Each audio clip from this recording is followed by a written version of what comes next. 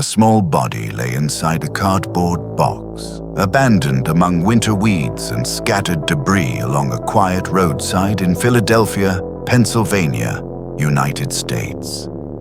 His skin was pale from the cold. Bruises marked his fragile body. Old scars and fresh injuries suggested something even more disturbing. This child had endured repeated abuse before he died. On February 25, 1957, a young man checking muskrat traps in the Fox Chase area noticed the box near the road. Curious, he stepped closer and looked inside. What he found would shock the entire city. Inside the box was the body of a boy estimated to be between 4 and 6 years old. He was naked, malnourished, and covered in scars.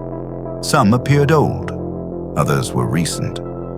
To investigators, one thing quickly became clear. This was no accident. The child had been brutally abused before his death.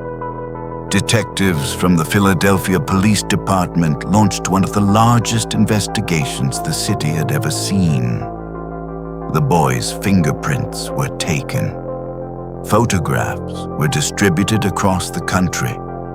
Thousands of flyers were spread through neighborhoods, schools, and police stations. Authorities even placed images of the child on billboards, hoping someone would recognize him. No one did. The cardboard box itself offered the first possible clue. It had originally been used to ship a bassinet sold by a department store in the region. Investigators traced shipping records and sales logs, hoping to identify the buyer. But the trail disappeared among thousands of purchases. For months, detectives searched orphanages, hospitals, schools, and adoption records. Missing children reports were examined. Neighbors were questioned. Hundreds of leads appeared and vanished. The question never changed. Who was the boy? In 1960, a woman publicly identified only as M approached police with a disturbing story. She claimed her extremely abusive mother had taken the boy into their home and kept him hidden.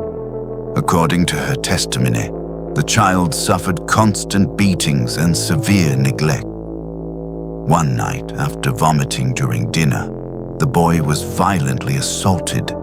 He died shortly afterward. According to the woman, her mother panicked. The body was placed inside a cardboard box and abandoned along the same roadside where it would later be discovered. Investigators carefully examined the account. Some details matched the evidence, others could never be confirmed. Without physical proof, the story remained only a possibility. Years turned into decades. The unidentified child became known across the country by a haunting name, the boy in the box. The case passed through generations of detectives.